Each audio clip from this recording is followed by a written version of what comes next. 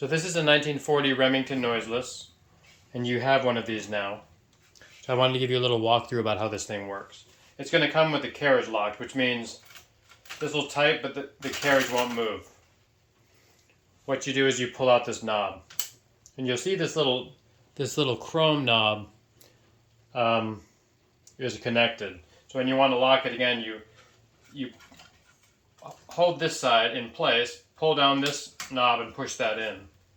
So that'll allow the carriage to lock again. For now, we just need to open it. You rarely need to lock that unless you're shipping it or perhaps putting it in the case and roughing it up a bit. So this is how this works. This adjusts where the left side of the paper is. It's not the margin. It's just a place where the left side of the paper goes. A lot of people don't notice that this folds down, and that's where there's a margin adjustment here, and there's a rulered bar, and then there's tab keys here, which these are kind of stiff on here. There you go. And you pull these off, and that's where you set where the tabs are. So wherever you set those, when you push tab, it will stop at those because a little mechanism in the back hits those. And those can fall out to this little, you can see them back here on this bar, this little rubber coated bar keeps them in. They occasionally fall out. So that is how you load this with paper. And then you set the margin wherever you want. You can use the ruler bar. I'm not that diligent about it. I kind of use a feel for it. And you can set the right margin too, because when you hit the right margin, you'll hear that bell. So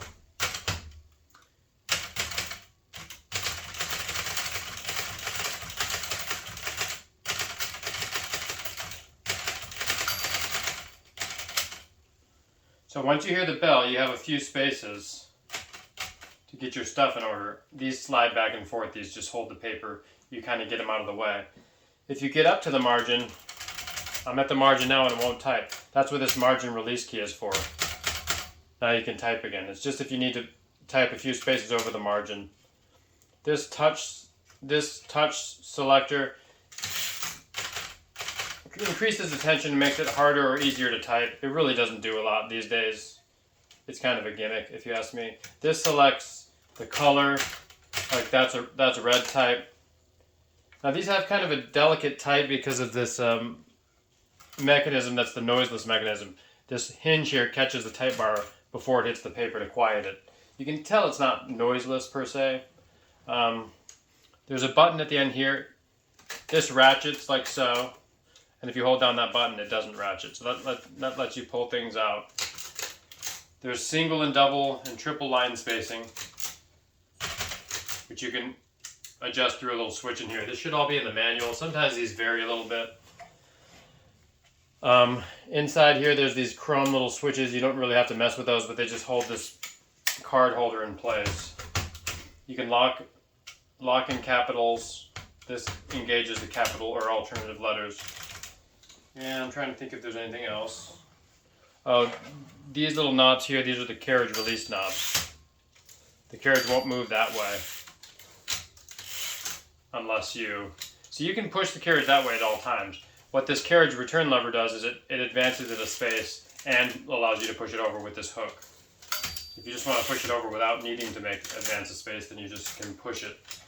Unless you want to move it the other way, you need these carriage return levers. There's one on either side.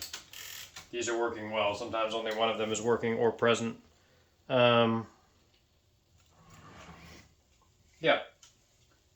And this will release the paper rollers. You push that back and then it'll just slide out. So if you want the rollers pressed against the platen, which is this rubber piece, then you engage that forward.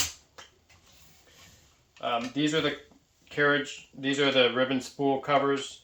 Don't lose these. You won't find them again unless you buy a whole nother parts machine. And also, sometimes they get a little stuck on, in which case you can gently pry them off. Or take a cloth and something like a plier and gently pull them off without scuffing up the handle too much. The earlier ones have metal of these. These get a little bit warped, as you can see. This is like plastic or Bakelite. They just started using these in the 40s. So yeah, I hope that gets you started. Beautiful machine. I love these things.